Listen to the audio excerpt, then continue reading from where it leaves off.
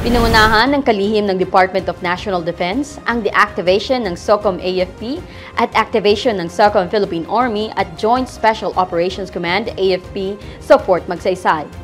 Para sa kabuuang detalye, ihahatid ni Kit Tupon. Sa bayang isinagawa ng Armed Forces of the Philippines ang formal na deactivation ng Special Operations Command AFP, reactivation ng SOCOM Philippine Army at activation ng Joint Special Operations Command o JSOC AFP.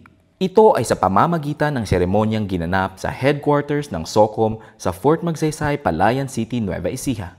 Layunin ng hakbang na ito na palakasin ang operational at defense capabilities ng militar sa pamamagitan ng mas pinabilis na pagtugon sa mga banta sa seguridad. Nagsilbing panauhing pandangal sa programa si National Defense Secretary Gilberto Teodoro Jr. kasama sina AFP Chief of Staff General Romeo Browner Jr. at Commanding General Philippine Army Lieutenant General Roy Galido. With the activation of the AFP Joint Special Operations Command as recommended by the Armed Forces Chief of Staff General Browner, our job just starts. Why? We will have to make sure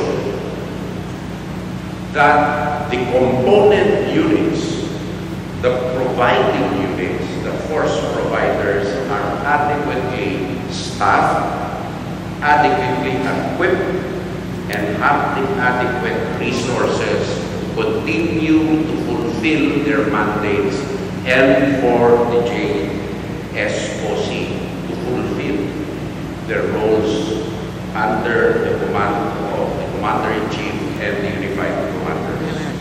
Dumalo rin sa aktibidad ang commander ng 7th Infantry Kaugnay Division Philippine Army na si Major General Joseph Norwin Pasamonte para ipakita ang suporta sa SOCOM na itinuturing na mahalagang katuwang ng dibisyon sa pagsugpo ng insurhensiya at iba pang hamon pang seguridad sa area of responsibility nito. Samantala, ibinalik sa SOCOM Philippine Army ang pamamahala sa mga pangunahing unit habang itinatag ang JSOC upang matiyak ang kahusayan at pagtutulungan ng mga sangay ng militar sa lupa, karagatan, himpapawid at cyberspace.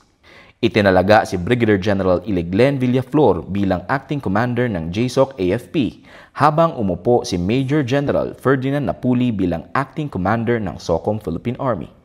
Today, this legacy of evolution continues.